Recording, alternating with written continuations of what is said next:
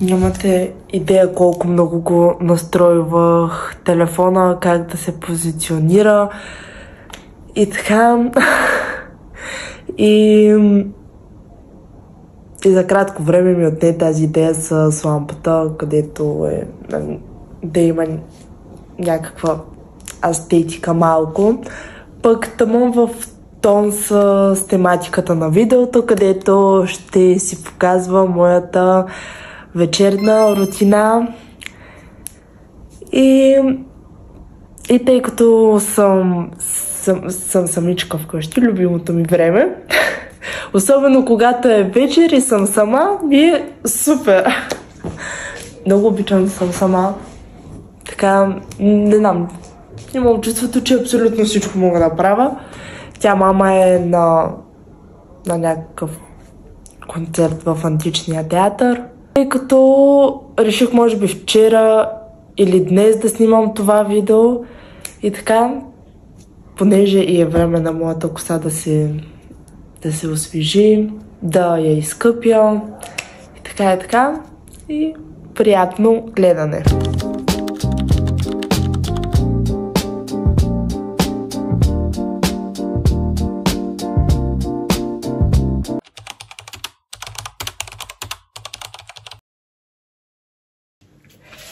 Изкъпах се и сега ще си направя за лицето рутината.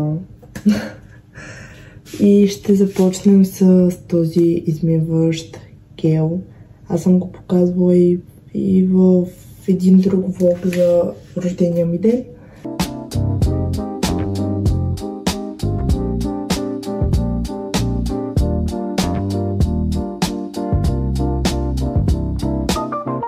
Това само за вечер, мисля, че съм го казвала, нали, в предишно видео.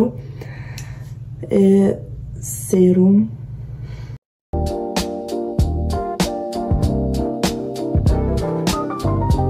След това е време на крема. И по-късно ще си направя маска.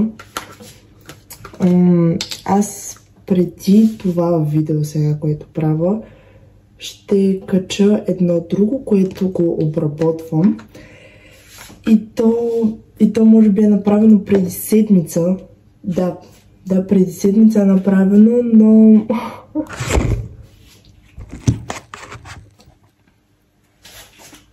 но просто обработвам бавно. Не, просто ме мързи, иначе може би ако се захвана наистина да го обработя, ще го обработя за 1 час, най-много 2.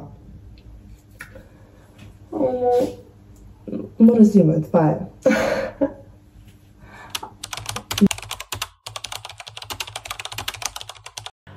Преоблякох се и сега ще си оправя косата. Там с някакви продукти, така и така. По принцип си реших преди да слагам всякакви продукти, така. Но тъй като косата ми по принцип ми пада много, въпреки че изглежда доста обемно. Така.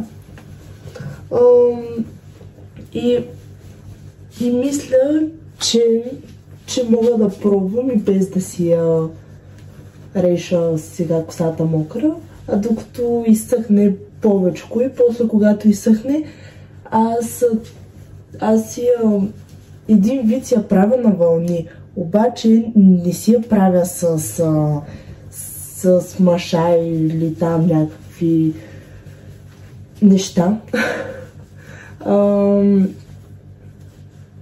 Буквално си я правя на кок. Опитвам по някакви начини просто и така, защото тя ми е някакво чуплива. И за да има някаква форма и така и така. Сега ще сложа това. Мляко за изглаждане.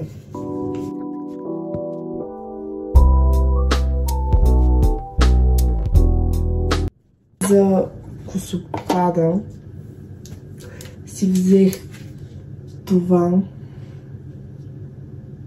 и това ми е втория път, който ще го използвам. Така че не мога да кажа дали сега има ефект. Мисля, че ще има. Надявам се. Би трябвало да има.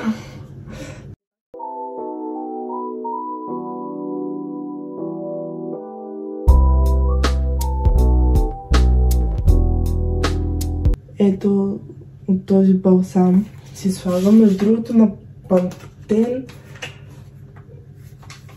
марката много ми допада така за моята коса. Видях, че има много така.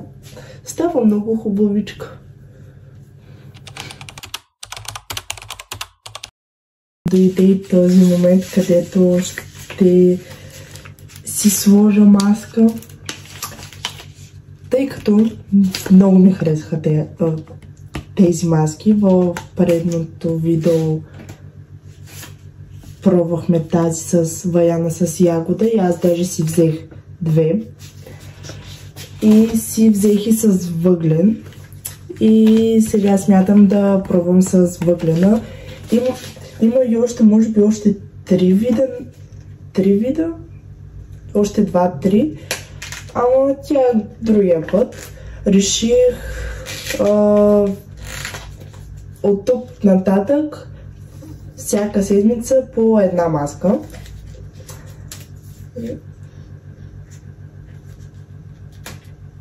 Опа.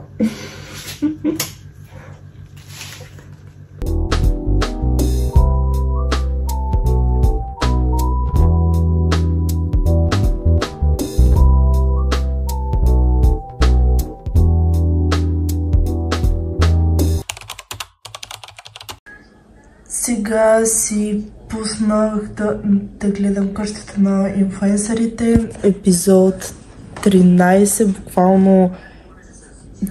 То даже вече има май 16 епизод, не съм много сигурна. Ама побавно ги гледам.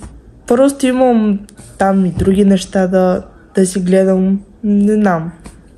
Някакво от време на време не искам да гледам къщата на инфлуенсърите, а другия си сериал. Щях даже да гледам един друг сериал, но не можах да го пусна на телевизора. Така че може би по-късно, ако там ми се догледа и така. За сега това ще гледам. И Бенито е до мен, при мен. Се настани. Шиньо.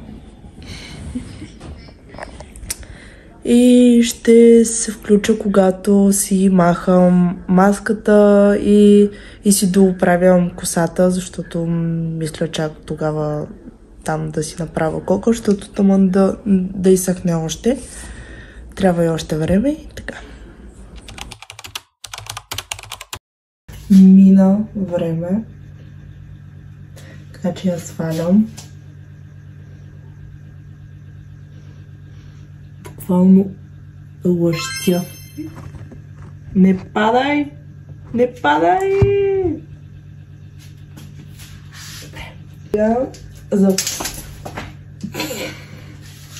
За косата да кажа, по принцип, колко си го правя най-често, даже винаги.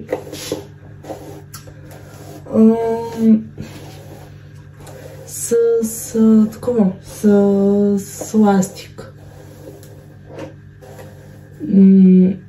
Но може би преди 3-4 дена ми попадна едно видео в Инстаграм с как да си направиш кок само с клешка, ето такава.